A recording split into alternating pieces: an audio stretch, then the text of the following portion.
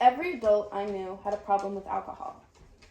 From the age of 7 years old, I remembered the negative impacts my parents put my siblings and I through.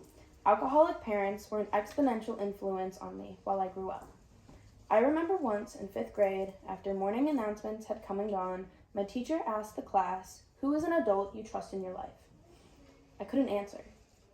By the time everyone in the circle had responded, it was my turn, and I couldn't answer.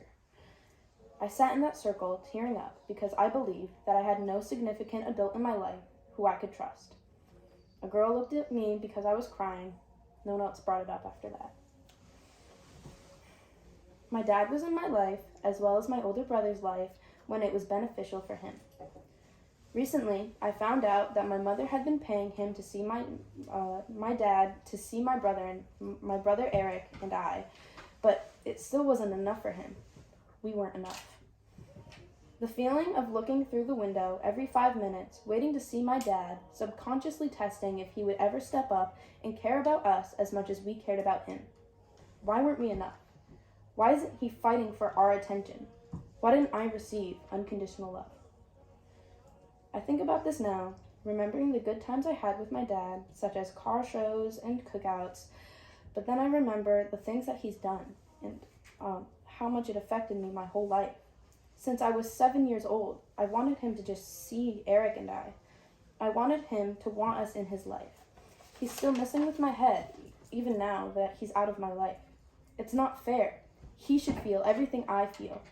I want him to know how it feels to feel unwanted. Having an absent parent definitely has more effects on some than others. I have it easy compared to others.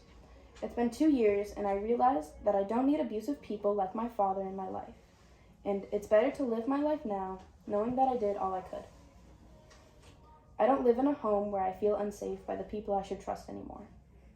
I want to preface that this speech is not dedicated to my dad. Nothing I will ever write will be dedicated to him. I never told my mom how proud I am of her for realizing where her priorities lie and that there is still hope in fighting addiction. Having siblings helped me get through my childhood. I always had someone to spend my time with. Hidden in the mud pies and the makeshift water slides were the things my siblings tried to distract me from the most. My older siblings, like Maya and Clarissa, took care of me. They gave me unconditional love, even though they were still children.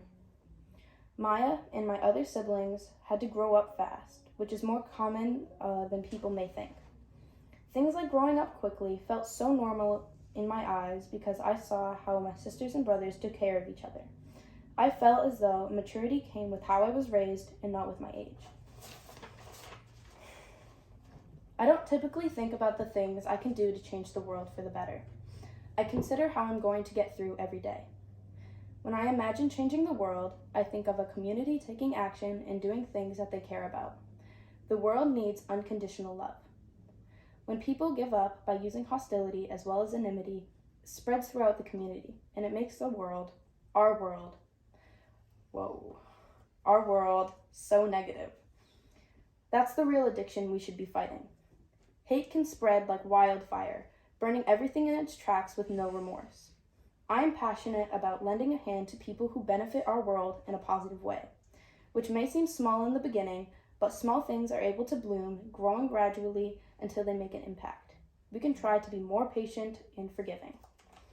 Small acts of kindness, like holding the door open or smiling at someone, are stepping stones in making a more equitable society.